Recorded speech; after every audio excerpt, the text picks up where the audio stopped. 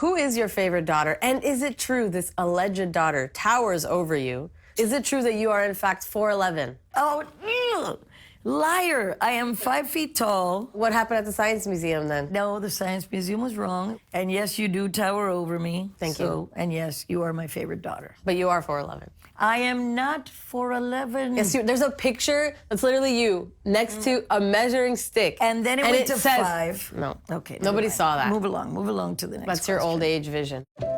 Creating a brighter future starts with a conversation. Moments of connection between generations. Experiences shared, lessons learned. This is Talk to Me. How does it feel to have accomplished all this stuff that you have accomplished? In the rare moments when I'm actually watching one of those videos that they put together before I do a speech, that's when it really hits me, all the stuff we've done. It feels very fast, so I can warn you right now, enjoy every second because it goes like a flash. I cannot believe that I'm sitting here with you, already 21, and about to launch your own career. It's a blessing. When you do what you love, life flies by. Do you still have dreams and goals? My dreams and goals now are a bit different. My dreams and goals are now to be able to enjoy everything that we've worked so hard to achieve, to spend less time working, although that hasn't worked out in these last 2 years with the play, and I'm still recording. As you know, we're doing that Brazilian record.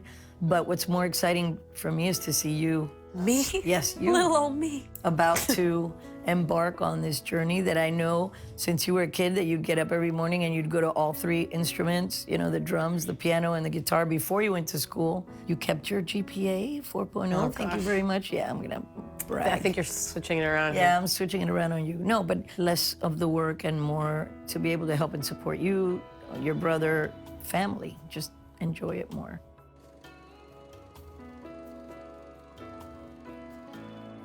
If you could do it all again, would you change anything? The only thing I would change, it went by so fast, and sometimes I was fretting so much about something being perfect, you miss the moment. Some things are a blur to me because it was all so crazy, and I was so focused on, like, I have to do this now, and then I have to do that, and then I have to do that, that I wasn't paying attention to that moment right there and really absorbing everybody that was in the audience or that moment where things were happening. Enjoy the moment, every moment that you're living, the moments today, this moment here. To try to connect even more so, that's the only thing I would change. I wouldn't change anything else.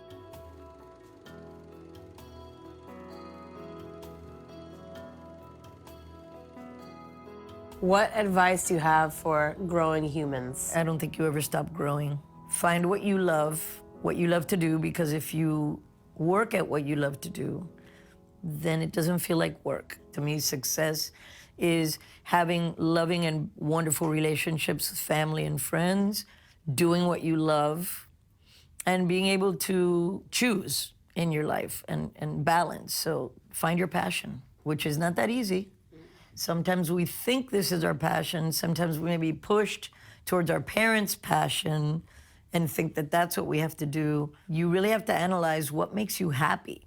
I agree. I think if more people would look more deeply inside themselves for what truly makes them happy, then I think everything else would be better. Yeah, but it's not that easy to find. No, it ain't. I'm still discovering at this age the things Director that make me extraordinaire. happy. Exactly. I love that. I've always loved the behind the scenes more. Yeah, but you then, know that you know, too? like you worked so hard your whole life, and now you get to impart that knowledge and wisdom from another side in sweatpants. I get to choose. I get to choose because I did a lot of things that I had to in order to get to this point. You know what my least favorite things are? Photo shoots, fittings, all the things that some people might enjoy. Because I know you, and you're like a badass, tough woman. I can't imagine a time where anybody told you what to do or how to be, and I can't imagine you doing anything that you wouldn't, you know, believe in or want to do. It happened. I know what I'm comfortable in, and that's why I tell people, you need to be able to carry your look. But at the beginning, when we went out to LA,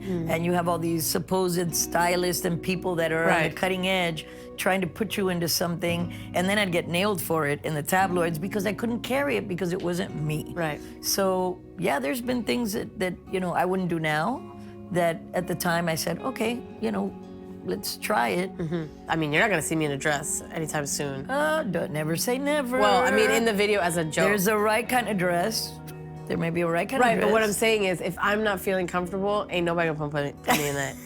I'm not gonna put you in a dress, relax. But that's what I'm saying. Like, even if you were Watch like, out, I'm gonna whip out that picture of you in the 8th grade with your little medallion in the dress. maybe the way that the environment that you grew up in, like 1803, that, just kidding. I know. 1815. Oh, okay. Thank you very much. Anyway, You'll thank be you. here. You'll see. Yeah. Like, flash. Like what?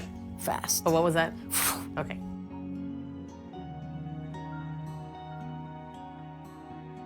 Tell me something you've never told me before. If I haven't told you, it's because you don't need to know it, and I'm certainly not gonna start telling you now. Why does your mind immediately go to something dirty or bad? Who said it was dirty or bad? Because what else would it be? You know that I share everything with you pretty much. Why can't it be like, ooh, I wore a pinky ring for 15 years? But I think I've told you all that stuff. I told you that I had like a little purple diamond of hair in the back of my hair early on. Did I tell you I have a tattoo? You don't have a tattoo. How do you know? Where is it? All right, I know you've seen every part of my body. I guess I can't lie to you that way. Everything that you need to hear, I've told you, because I made it a point. I always tell you. Like when you told me about your third nipple. You're right, yeah, exactly. Yeah. Just kidding. Hello, you didn't hear that from me. It's not true. There's 4.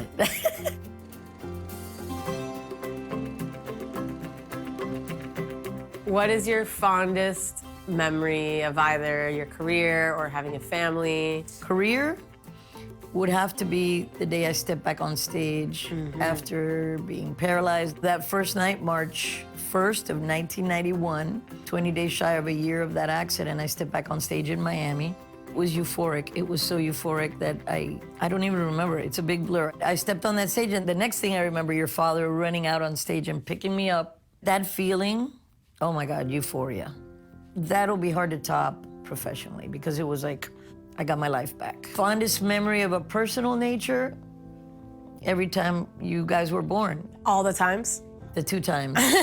The 2 times you were born, and then when Sasha was born, my grandson. I remember when your brother was born, it was like the Olympics because I was in labor for 26 hours and still had to be Warrior. a C-section. It was the day after I turned 23. As you know, I was very young, exactly. I didn't think I'd get married or have a kid at all. And then if I did, it would be later in life. And look, boom, married the day after I turned 21. He's born on our 2nd anniversary. That was beautiful. The day you were born, you're smiling into the camera.